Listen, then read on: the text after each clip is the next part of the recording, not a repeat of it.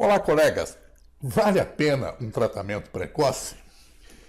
Embora pareça natural para muitos a abordagem imediata, para outros a melhor é aguardar a dentição permanente para só então intervir. Onde está a diferença entre esses dois enfoques? Gente, o que podem esperar de mim ao longo desta aula é bem mais do que lhes oferecer macetes para posicionar dentes. Vocês encontrarão isso em vários outros lugares.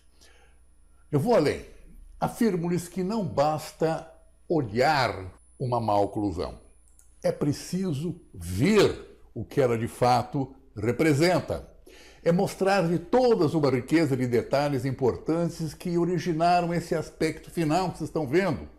Único meio seguro para indicar o que de fato precisa ser feito. É ensinar-lhes que más posições dentárias são indicações seguras de que está havendo um desequilíbrio estrutural do sistema, do qual eles são apenas figurantes. É descortinar um panorama que vai além, muito além, dos meros dentes tortos. Sigam-me com esse caso clínico que foi conduzido por uma aluna de curso de especialização que coordenei há alguns anos atrás, e que pode ser um exemplo de como deve ser abordado um caso clínico. É preciso saber ver além das aparências. Me acompanhe. Antes mesmo da paciente abrir a boca, o que lhe sugere o posicionamento das órbitas? Nada? É importante saber o que isso representa. O que lhe parece um posicionamento do pavilhão auditivo? Não reparou? Está nivelado, desnivelado. Sabe interpretar o que isso representa? E agora o relacionamento labial. Fontes de informações que permitem tais diagnósticos verão nesse vídeo. Não significa algo de muito importante transmitido aos pais dessa criança? Há que destravar a visão terapêutica para além do limitado foco dentário. Olhar para essa falta de espaço, imaginar aparelhinhos para corrigir, supor apinhamentos futuros que possam sugerir extrações seriadas, ou então esperar a dentição permanente para só então fazer uma maquiagenzinha estética? Não. Não é por aí que essas trivialidades devem conduzir o raciocínio. O panorama sugere muito mais que essas leviandades. Vejam a seguir uma amostra de onde devemos colher informações e o porquê de sua utilidade. O diagnóstico amplo deve ser composto de várias fontes de informação, como o cefalométrico, calcado em análises biotipológicas, ou imagens digitalizadas 3D, tridimensionais. Além deles, um método morfológico, com dispositivos específicos para análise do gnatostato. E o funcional, empregando informações colhidas no articulador semi-ajustável. No caso, eu emprego o Dentatus ARL. Em todo caso, verão isso logo a seguir. Cada um deles oferece informações específicas que a outra fonte, não tem condições de satisfazer. Ponto. O que vem agora é aquele baseado numa biotipologia, com informações de caráter estrutural, que é fundamental para dar uma visão geral do equilíbrio do sistema. Gente, a quem se interessar, esse aspecto estrutural eu abordo com minúcias em meu curso digital Diagnóstico Estrutural do Sistema Craniofacial para Ortodontistas e Ortopedistas dos Maxilares.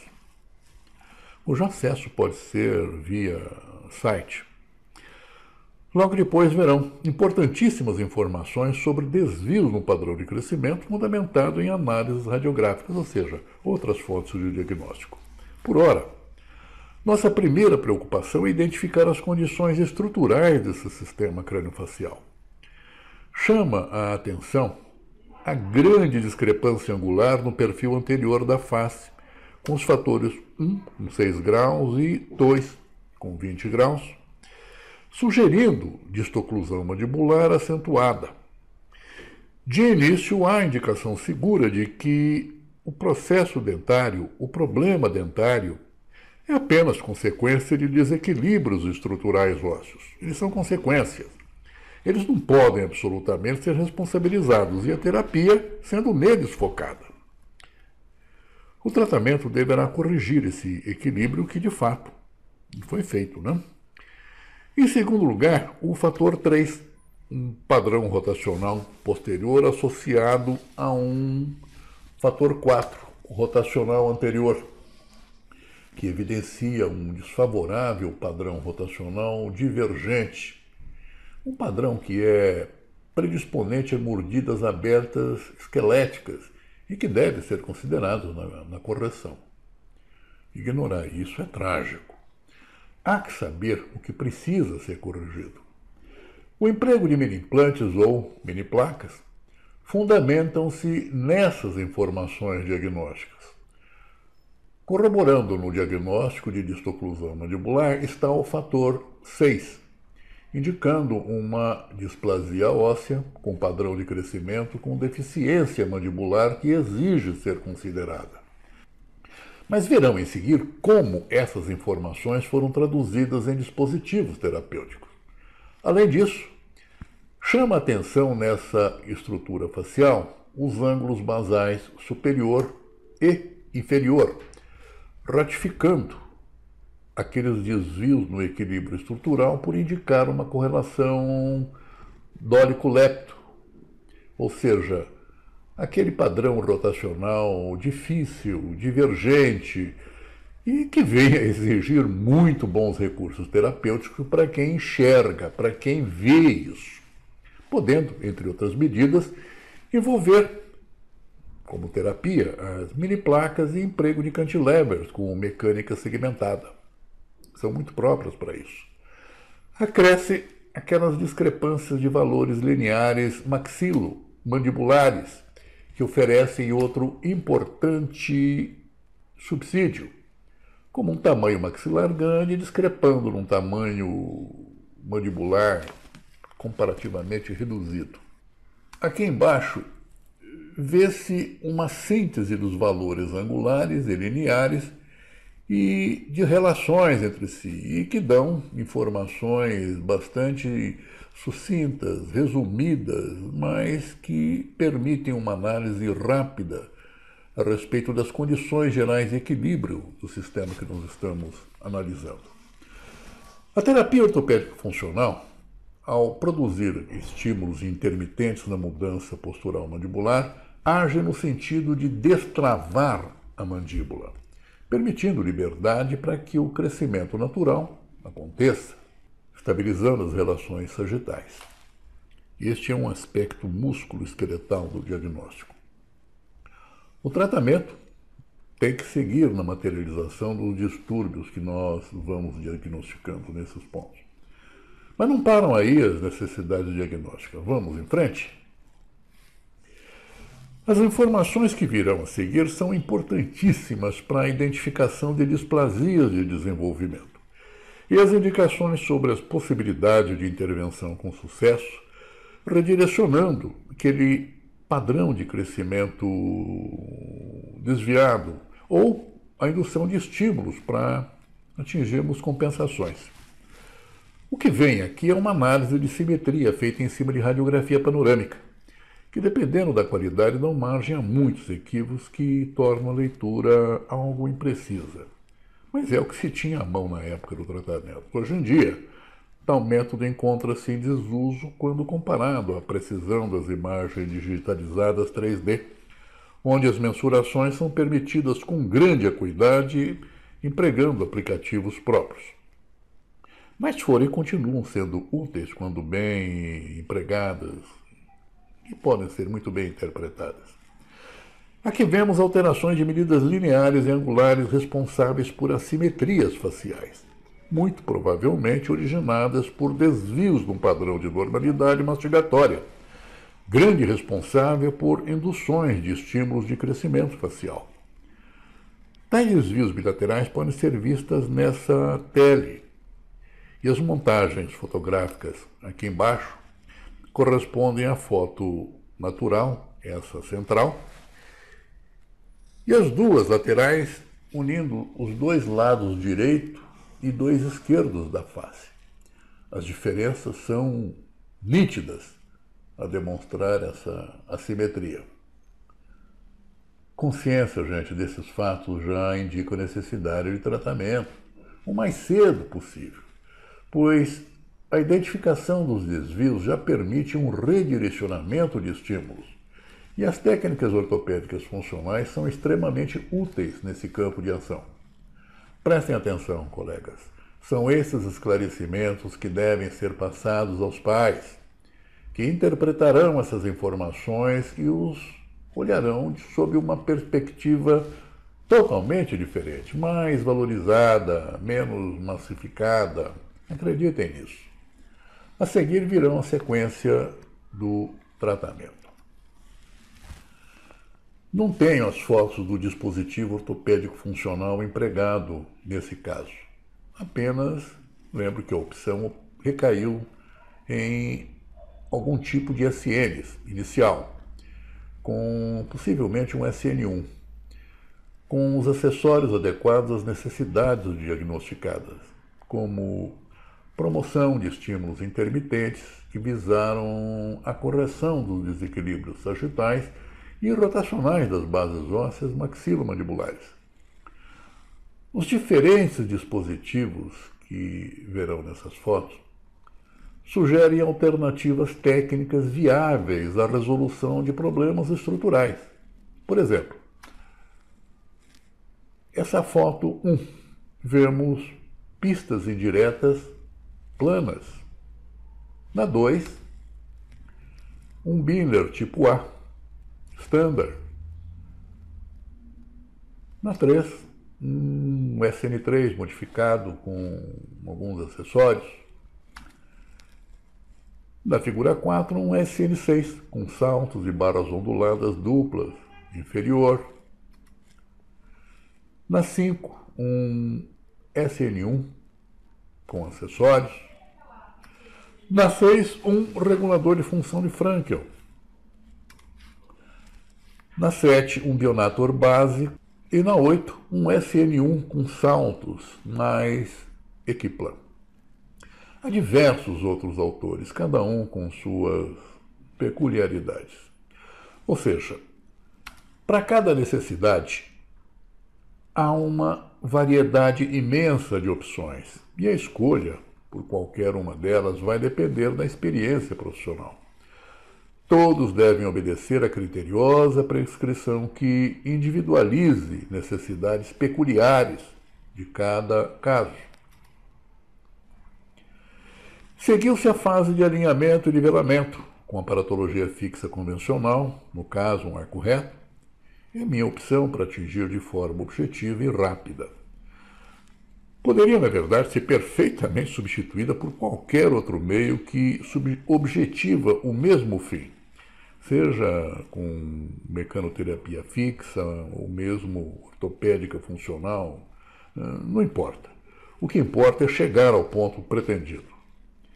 A etapa seguinte corresponde à mais importante no quesito finalização equilibrada.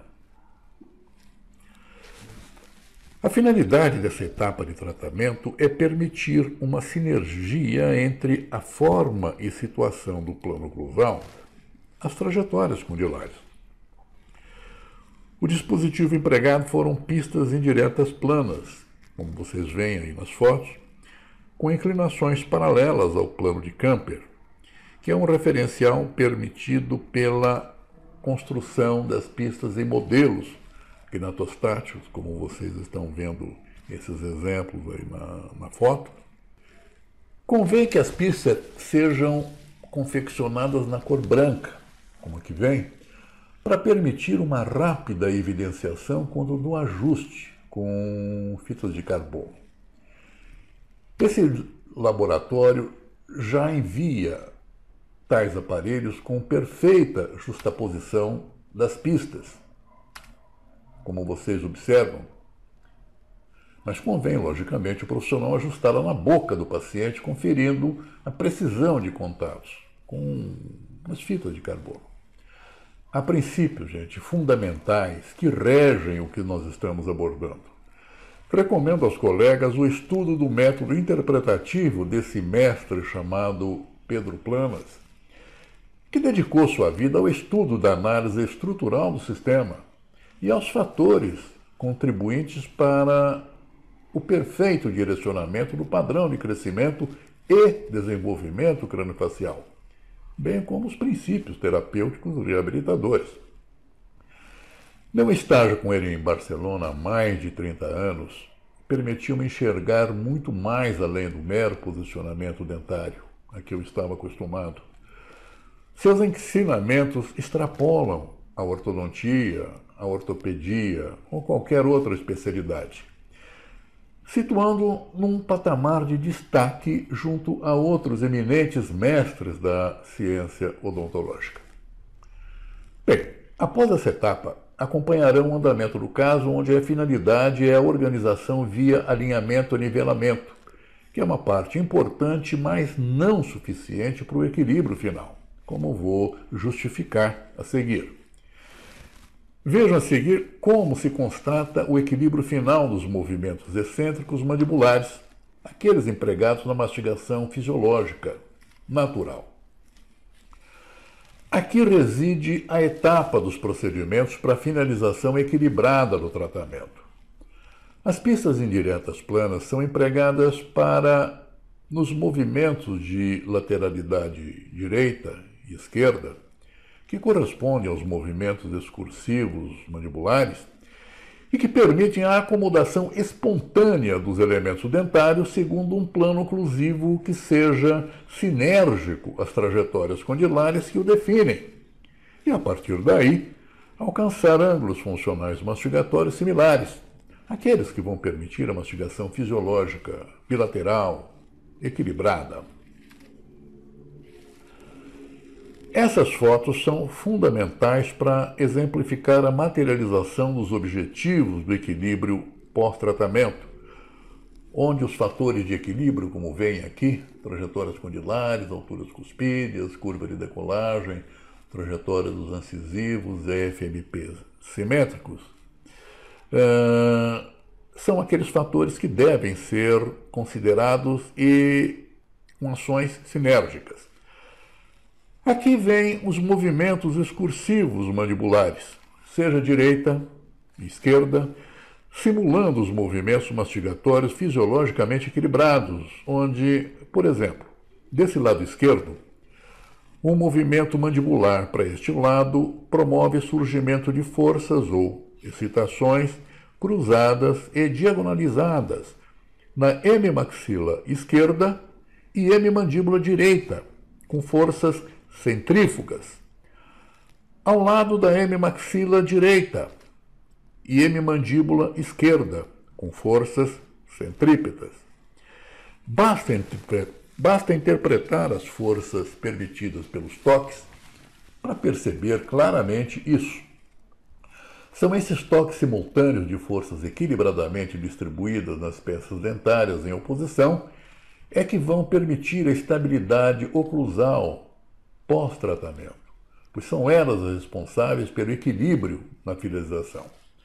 Não há necessidade de contenções quando esses passos forem seguidos rigorosamente e os resultados forem aparecendo.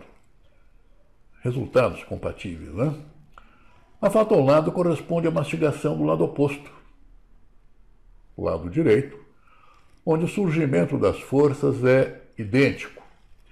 Naturalmente, tal refinamento é atingido com um meticuloso ajuste oclusal, eu diria indispensável. A mesoincisão ajustável que vocês veem aqui em cima presta-se muito bem à evidenciação dos ângulos funcionais mastigatórios. Portanto, colegas, espero que esse caso clínico esclareça bem os objetivos que devemos ter em mente quando nos dispomos a encarar uma má oclusão. Seja na fase de dentição mista, seja na fase permanente, não importa. O objetivo final sempre deve ser o de enfocar o aspecto estrutural do sistema, identificando o equilíbrio entre seus vários segmentos responsáveis diretos pelo equilíbrio e harmonia dos elementos dentários, que eles são consequentes, né? Finalizando, a opção entre os vários dispositivos corretivos deve recair naquele que atenda na íntegra às reais necessidades de um amplo diagnóstico estrutural venha a indicar. A mensagem principal desse vídeo foi para destravar enfoques terapêuticos limitados, alçando-os a um patamar mais amplo de visão diagnóstica. Aceitem um forte abraço.